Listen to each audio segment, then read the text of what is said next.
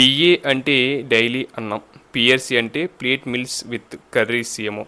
టీచర్లకు మధ్యాహ్న భోజనంపై విమర్శలు.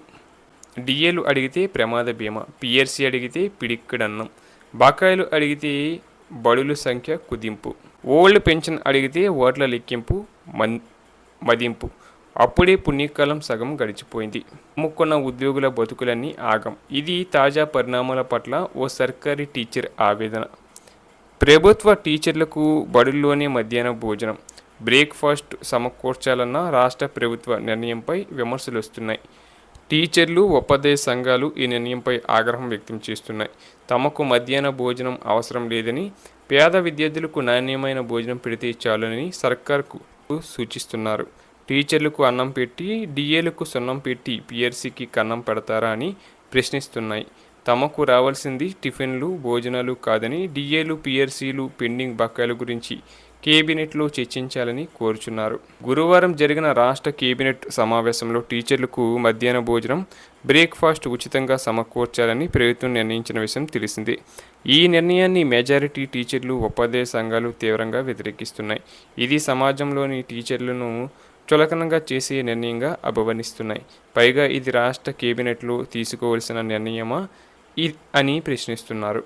టీచర్లంటే లెక్క లేకుండా పోయింది. అంతా పెన్ డౌన్ చేసి ముక్కుమడిగా సెలవులు, రాజీనామాలు చేస్తే గానీ సమస్యలు పరిష్కారం అయ్యేటట్లు లేవని ఆగ్రహం వ్యక్తం చేస్తున్నారు.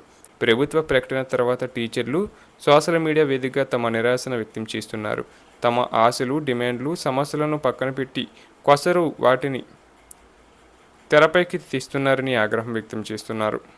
రాష్ట్ర ప్రభుత్వం అడిగిన వరాలిమ్మంటే అడగనివి గుప్పిస్తున్నదని టీచర్ల సంఘాల నేతలు అంటున్నారు. ఈ అడగని వరాలు ఏంది స్వామి అని ప్రశ్నిస్తున్నారు. ఉద్యోగులు హెల్త్ కార్డులు అడిగితే సర్కారేమో 1.2 కోట్ల ప్రమాద బీమా సౌకర్యాన్ని కల్పించింది. ఇదిలా ఉంటే గత జూన్ 12 శుక్రవారం పాఠశాలలు ప్రారంభం కావాల్సి ఉంది. 13 రెండో శనివారం, 14 ఆదివారం కావడంతో శుక్రవారం సెలవు ఇచ్చింది. మేము సెలవులు ఇవ్వాలని అడగలేదు. సోమవారం స్కూళ్లు ప్రారంభమైన అమావాస్య, మంగళవారం సెంటిమెంట్లతో జూన్ 16న విద్యార్థులు బడిబాట పట్టాల్సి వచ్చింది. టీచర్లు, లెక్చరర్లు ఏం అడుగుతున్నారో ప్రభుత్వానికి అనవసరం.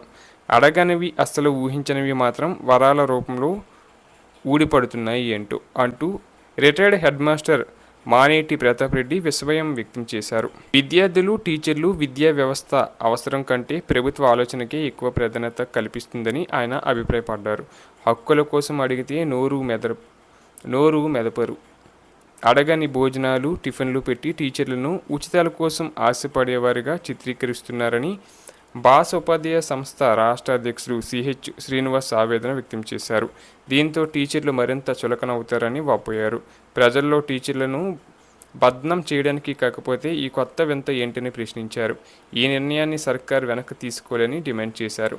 ఎస్టీయూ-టీఎస్ రాష్ట్ర అధ్యక్ష ప్రధాన కార్యదర్శులు జి సదానందం, జుట్టు గజేందర్ సైతం ఈ నిర్ణయాన్ని ఉపసంహరించుకోవాలని కోరారు.